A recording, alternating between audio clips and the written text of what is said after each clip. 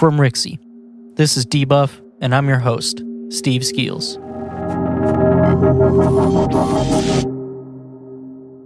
Today I'll be talking about Microsoft's acquisition of Zenimax, Supergiant Games' Hades, the Tokyo Game Show, and Amazon's new streaming service, Luna.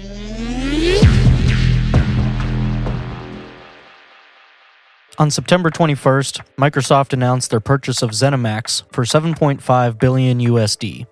This is pretty much the biggest acquisition I can think of in recent time, or really as far back as I've been playing games at least. Not only is that a hell of a lot of money, but this is definitely a huge event for the industry. I think most people know, but Zenimax is the parent company of Bethesda, id Software, Arcane, and more. This means they're pulling franchises like Elder Scrolls, Fallout, Doom, Wolfenstein, Dishonored, Prey, and more into the Xbox umbrella.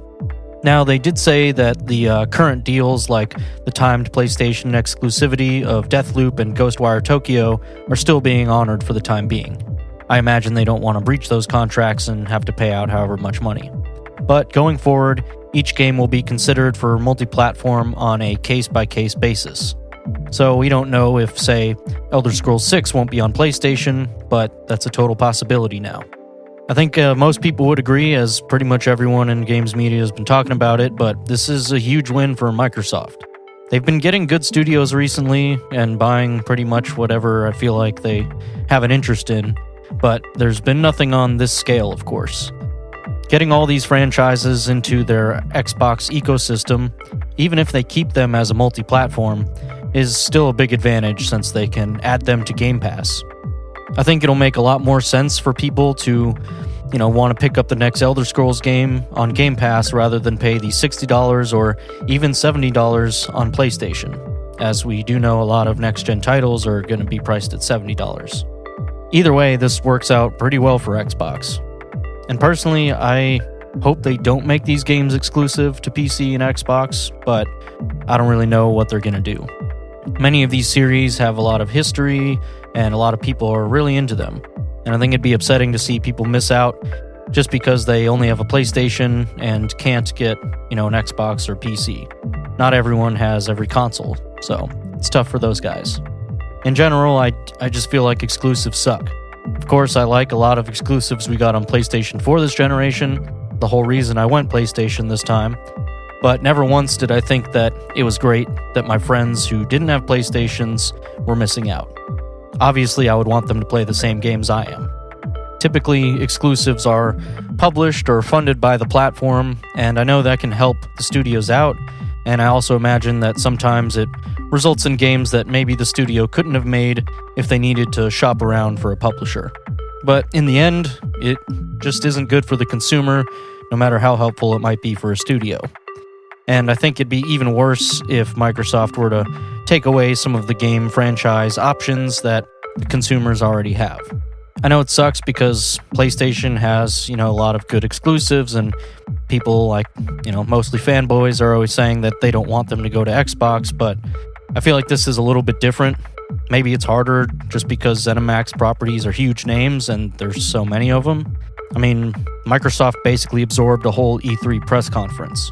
To take all of that away from PlayStation users would be a bit sad. But on the other hand, I can't really imagine Microsoft not making future games, or at the very least, future IPs, exclusive to their systems when they just dropped a third of what NASA's budgeted to get man back on the moon in 4 years. I feel like putting that price into perspective is wild. Yeah, Microsoft's loaded, but that's still a ton of money to drop, especially if all you're trying to do is bolster Game Pass. I definitely wouldn't want Sony to try to do something similar, but it's crazy to me because there is just no response to this. Fanboys have been clamoring for Sony to go and, acquire Square Enix or Capcom or whatever, but the fact is they just aren't able to make a purchase this big. The bright side to all of this is that the money Microsoft spent should theoretically be going to making better games. I'd love to get a less buggy open-world title, Starfield that's coming out, Elder Scrolls 6, or, Fallout 5, or maybe something like an even denser Dishonored game. Those games have a lot of content packed into tinier levels than some other games, but it'd be cool if we got to see even more work put into those because of this extra money. Of course, there's quite a lot they can do with it, and I'm hoping that it will show as time goes on, but we probably won't be seeing the effects of this purchase within the actual titles for a few years. But we will definitely be seeing Microsoft making moves with these IPs. For starters, Doom Eternal is coming to Game Pass for Xbox on October 1st, and later for PC, which is a pretty sweet way to kick it off. We'll see how this whole thing shakes out, but I'm not feeling too bad about it personally. I don't know that Microsoft's going to take away some games and make them exclusive, but either way, I would hope that everybody goes and gets the consoles they want with the games they want on it. Even if you're missing out on some titles like Elder Scrolls, you'll know PlayStation's got a lot of exclusives themselves.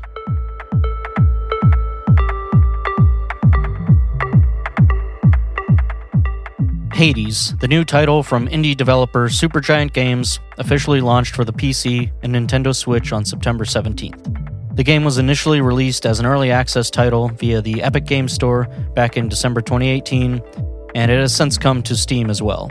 With its official launch, Hades is reviewing extremely well.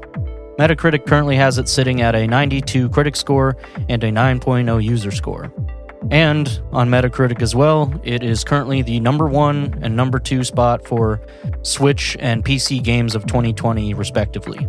Personally, I think all the praise it's been getting is really well deserved. Hades is a roguelite action game. I know not everyone likes roguelites, but hear me out. Hades is different. It actually has a story. You play as Zagreus, son of Hades, as you try to escape from the underworld to find out what happened to your mother. Along the way, you interact with and get help from the denizens of the underworld and the gods of Olympus. Like any roguelite game, there is permadeath. Once you're defeated, you gotta start back over from stage 1. But I think it makes sense here. Zagreus is immortal, and when he dies, he's sent right back to where he's supposed to be, back to the House of Hades. The randomness of the underworld is explained too. It constantly shifts in order to thwart the escape attempts of those who would try, or Zagreus in this case. It's really cool to see how they've kind of folded this into the narrative, and I think it works well.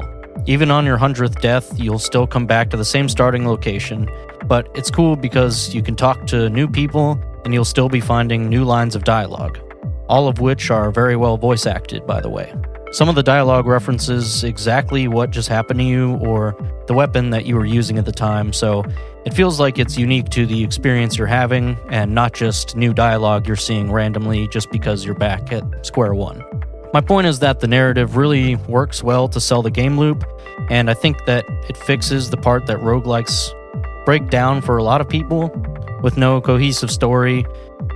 Sometimes it just feels like you're not doing anything. Why are you going through this? I mean, what's the reasoning?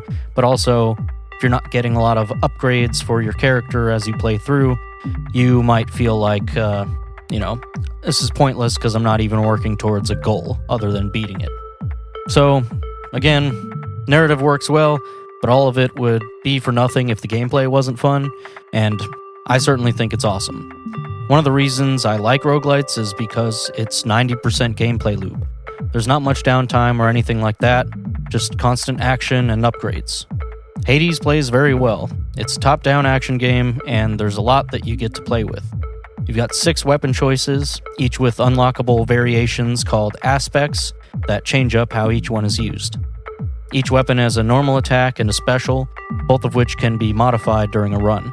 You also have a cast, which is basically more like a limited use ability, kind of like a spell that can vary drastically depending on what upgrades you get, ranging from like a grenade type ability to a shotgun blast. There's also a dash and a super move that you can pick up as you go through the runs. Overall, it comes down to pretty simple gameplay. I mean, you've got a few attacks, a dodge, and supers that you may or may not get. What gets complicated is how you upgrade your build throughout a run. As you progress, you come across boons from the gods that will fall into different slots, which is basically one for each command as well as some passives. You can also find a Daedalus hammer, which can modify your weapon to have additional effects or even change how a move will work altogether. One thing that's cool is that each god you encounter will have a focus, so basically every type of ability that it has will synergize well with one another, and if you get multiples from the same god, you can really start to flesh out something that works very well on its own without you having to put in too much effort. So, for example, Zeus adds lightning damage to a lot of moves. I had one run where every time I dashed, lightning would drop nearby. Then I could also make lightning strike enemies if I hit them with my special. I got an upgrade that made it so every time lightning struck an enemy, a second one would come down and strike them. With some additional modifiers added in, it got really OP. Basically, I just would dash around, throwing the shield that I had, which would split into multiple shields and bounce between enemies. Every time one of those shields hit, they would deal a bunch of lightning AoE damage in the process. I pretty much just had to avoid enemies and spam a couple moves in order to clear a room really quickly. And that's just one end of the spectrum. Every run feels unique, every god has pretty unique abilities you can get from them, and unless you try to go for the same build, you'll probably come out with something different almost every time. Even if you are trying to get the same kind of build, a lot of times you'll wind up with something a little bit weird and be forced to make do with it, and you might even find something that works better than you expected. If any of that sounds fun, then go get this game. It's just as good as it sounds. There's tons of content to keep you playing, including upgrades for Zagreus, NPC quests, unlockable items to equip before a run, decorations for the House of Hades, and not to mention the ability to add modifiers to runs to make them more difficult and interesting, allowing you to get even more upgrade items and stuff like that. So far, I've only put in about 20 hours, but definitely feels like I've barely scratched the surface. I absolutely recommend everyone check it out if you like action games, even if you don't like roguelites. Definitely watch some gameplay at the very least.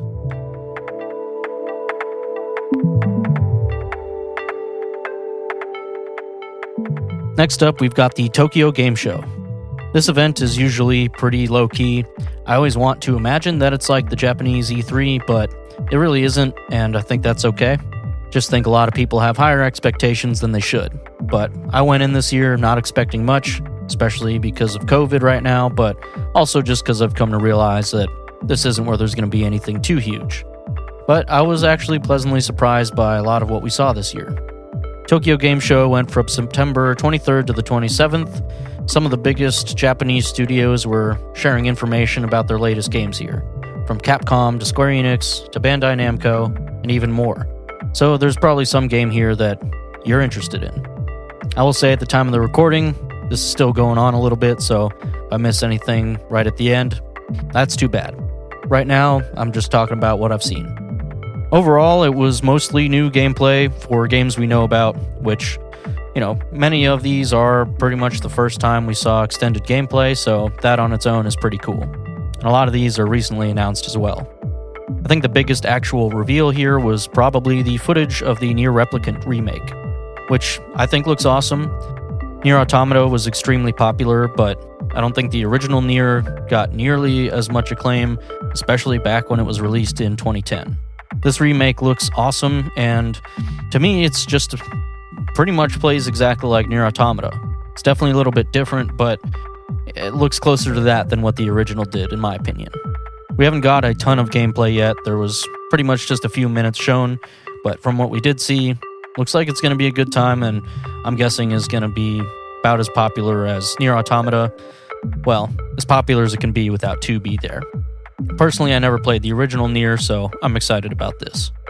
The only other huge game announcement that I noted was Dynasty Warriors 9, which I'm sure someone is excited for, but right now I feel like most people are probably only into Warriors games when they use another company's IP, like the upcoming Hyrule Warriors. The Dynasty Warriors games are cool, but I don't know, I always felt like this was a little bit niche, and they've only recently blown up because of the other games that they've gotten their hands on, so we'll see how this goes. Still cool to see that they haven't given up on this main franchise, though. Outside of that, there was, again, quite a bit of new gameplay for games that we already know about, but a lot of these we've only just heard about. And Hyrule Warriors Age of Calamity was probably one of the biggest ones. There were multiple demos for this, with about 30 minutes or so of gameplay footage total. Demonstrated Link's abilities, nearly all of which are the same as those in Breath of the Wild, including the abilities coming from the Sheikah Slate. And there was also gameplay for Impa and Garruk. I think it looks great, if not exactly what I expected. I'm hoping a lot of people get into this. I think it will bring in more fans just because it's Breath of the Wild, and I think a lot of people are going to be hyped to see the story for this. Happy to see that the gameplay and the graphics look just as good as in the reveal. We also got 21 minutes of gameplay for Monster Hunter Rise, which was just announced at Nintendo's Partner Direct the other week. This game looks great as well, as you would expect. Pretty much all of the Monster Hunter games always come out swinging. This game does seem to take quite a bit from the Monster Hunter World game that recently released, but hopefully it will build off it and add a bit more to it. These games have always been great and very popular as handheld titles because you can pick up and play whenever. A lot of the missions are pretty short bursts of gathering or hunting the big monsters, so it's great to see that they didn't abandon this entirely after the success of World on consoles. I'm excited to see, and we'll probably hear a lot more coming out soon. The other two titles I think I was most excited about seeing more footage of was Atelier Ryza 2 and Disgaea 6, both of which were announced recently, with Disgaea 6 also being at Nintendo's recent Partner Direct, and both of these are also exactly what I would expect. Ryza 2, of course, looks like more of the same, but a new story, new characters, new features in the exploration and crafting systems. Pretty much exactly what you'd want from a sequel. But this is cool because, as I've mentioned previously, Ryza 2 is the first time in the series where one game is getting a direct sequel with the same protagonist.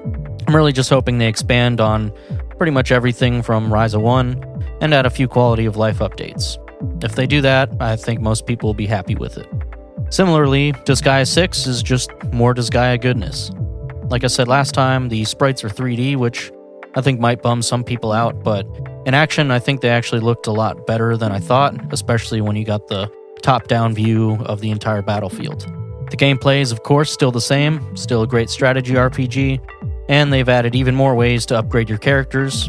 So, people that love grinding to level 99,999,999 over and over can do that. It looks ridiculous, as always, and I think I'm excited for this. It's definitely worth going and checking out all the other info dropped from Tokyo Game Show. There were even more trailers and gameplay than I could touch on, and many of these games had over 10 minutes of content to check out. So, if you're interested in any of them, there's quite a bit to go see. I personally love the way they do this event, since it gives a good idea of what to expect for these new games right away. I hate when we get a game announcement and it's months before there's any gameplay. But I'm sure a lot of these pretty much what we would expect, so there's no real surprises here. It's still great to see.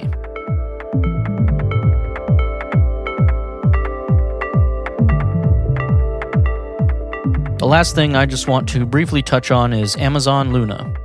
Amazon has been trying to get into the gaming space and has now announced Luna, their new cloud gaming service. Christ, man, did they not see the dumpster fire that is Stadia? I don't know how to answer that, but that's the question I keep asking myself. Well, Luna is launching for Fire TV, PC, Mac, and a web app for iOS, with Android coming later. Right now, it's only in a invite-only early access type service, which you can go request access for on Amazon's website. But first off, let's just say that this web app for iOS thing that they're doing is going to go poorly. It's basically like a place you can go and you can download an icon shortcut to bring you to this web page, and it functions like an app, but it's through the browser.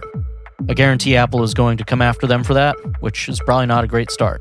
They've pretty much circumvented the App Store with this, and we saw what happened with Epic and Fortnite, but with a streaming service like this, when they've already declined xCloud, I think that this is going to be pretty interesting to see play out. Anyways, right now Luna is only $6 a month, which is a pretty good deal, though that will probably change after this invite-only early access period. Right now, Luna has 72 games on it, and it supports 1080p at 60 FPS, with 4K streaming coming soon. It does have some good games available in that list for sure, and certainly more than Stadia launched with. But same as with Stadia, I don't think it's going to have nearly enough. There's some cool titles on there, but not a lot of the, hottest releases, and I doubt they're going to get a lot of the newer ones coming out on day one. It sucks to say, but trying to launch a platform like this without all of the newest titles is just not going to be very appealing for anyone that's into gaming. It sounds like they may be going for a different strategy than Google did, though, so I don't know exactly how I feel about it, but it does sound a bit better than what Stadia did. Basically, you pay the $6 and it looks like you just get all these games, but they've also announced that they're going to be doing something like channels.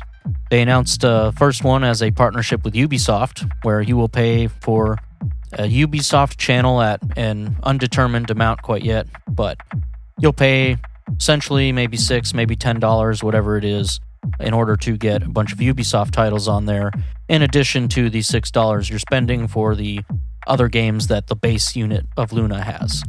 This sounds kind of interesting. You can pay for companies that you like, basically, but I don't know how it's going to play out. It pretty much sounds like different cable packages, which, in recent years, a lot of people have been trying to get away from. The base Luna will have a lot there, so if you just want to try it out, I think that's a pretty good price, but as soon as they say something like, EA is going to have their own, and, well, I would say Bethesda and Zenimax, but maybe not anymore with Microsoft's purchase, but maybe a Square Enix channel, a Capcom channel, something like that. That's going to add up pretty quickly if there's a bunch of games that you do want to check out. I know you can turn them off for each month, but seems like a whole lot to deal with, and it's just not going to be, as simple as people would want. For me, I don't understand why anyone would go for this when Microsoft is offering Game Pass for, pretty good deal where you can actually install the games or use xCloud to stream some titles. I don't know why you would want to pay about as much and potentially more just to have to stream a limited selection. I get that it may be for people who don't want to commit to a box. I really think that's where the streaming services are going to come into play. But if you're that interested in gaming, I feel like it's probably worth springing for the $300 Xbox Series S than going and getting some service like Luna with a limited selection of games. At least with the Series S, you can go and play everything that's already on Game Pass. You can go get other Xbox One games, and of course, all the new next-gen titles that aren't exclusive to PlayStation will be available on the Series S, where they may not be on the Luna. I don't know. I don't want to keep ranting, but we'll see. I just don't feel like the consumers are going to be there for the streaming service yet. I really only think it works for Xbox right now because they made it part of Game Pass. And if Sony set up some streaming service, I don't even think many people would go for that either. It could be cool as an option, but when that's your only thing, I don't know that anyone's going to buy into it. I don't understand why Google and Amazon thought that this would be the way to hop into the gaming space. I get that they maybe wouldn't want to make a console and try to compete, but right now I just think this is a bit too far into the future. Again, I do think Luna sounds a bit better than Stadia on paper, since you don't seem to have to be buying the individual titles, but I do imagine it's going to go the same way as Stadia, and probably 6 months from now, not a lot of people are going to be talking about it.